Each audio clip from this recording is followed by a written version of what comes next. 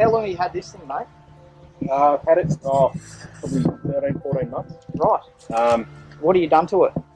Well, it came with a lot of mods, and through having four-wheel drives for probably the best part of 15 years, I've learned that they cost a lot of money. So when I wrote my last four-wheel drive off in the high country last year, what I said to myself when I got my insurance plan was, I'm going to buy something that someone's buried a lot of their hard-earned cash into, and then I'm going to build it onto it from that. And that's exactly what I did. So I hunted around for a few months, found exactly what I wanted.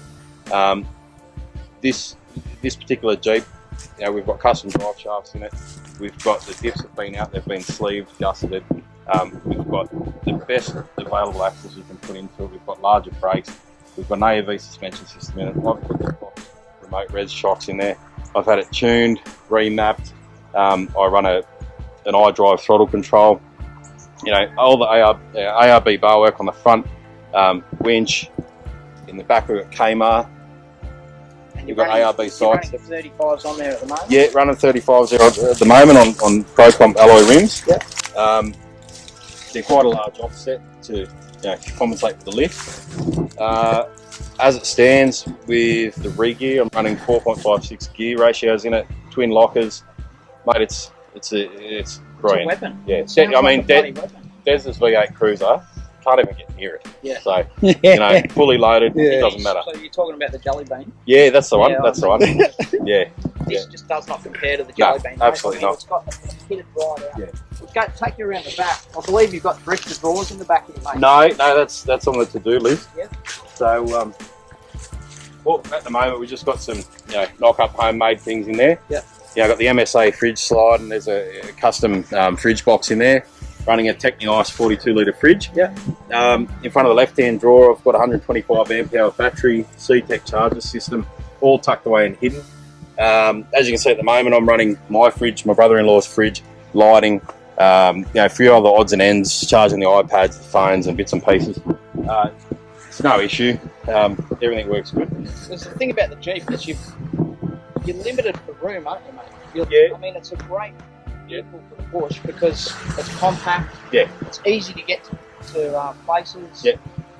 But you're limited for space. So I think with the drop-down slide, it's a fantastic idea. Yeah. And I think you've got the drifter kitchen over there that you can slot in there. That's my drifter kitchen there. I had that built and made for this. At the moment, it sits on top where my recovery box is. Yeah. The recovery box generally sits on the roof. But the preconception of having that made for this was when I go to drifter drawers and change the setup, that's just going to slot into one of the drawer holes. Yeah. Job done. It's exactly what I want. At the moment, space-wise, pretty good. I do run pretty lean with, in terms of food and booze and all that sort of stuff. But I can camp, as long as I want, and have no dramas with a family of four. So it just makes you think a little bit more and utilise every bit of space. Oh, definitely. Yeah, and mate, it's not looking real tidy. Look, there's stuff everywhere. We were out four driving until late last night. Oricon, Oricon, the OHF. I've got a Kenwood system in it. Love the music. Little odds and ends like ARB compressor. Everything's tucked away. Bar? Yeah, complete. The standard roll bar through the thing. The AEV roof rack is tied into the roll bar. It's pretty strong system. Fox wing on there.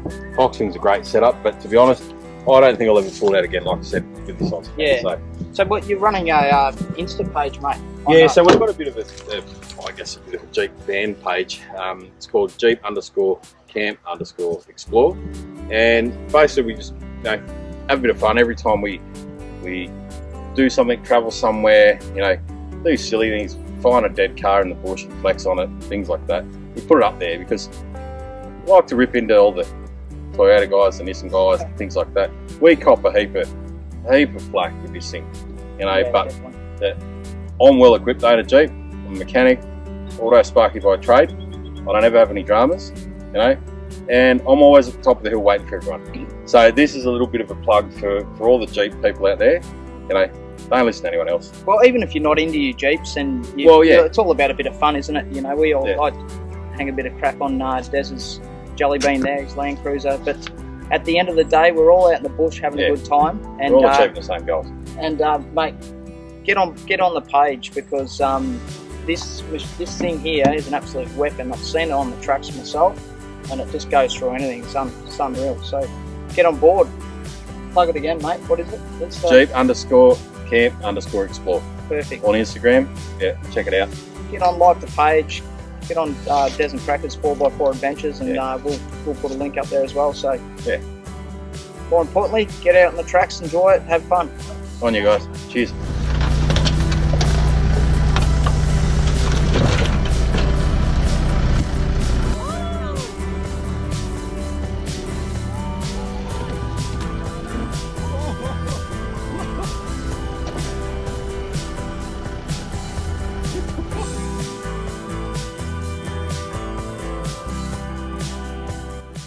On our next episode of Des and Crackers 4x4 Adventures, we figure, why travel all the way down the Hume Highway when we can take the back roads to the Gibbo River?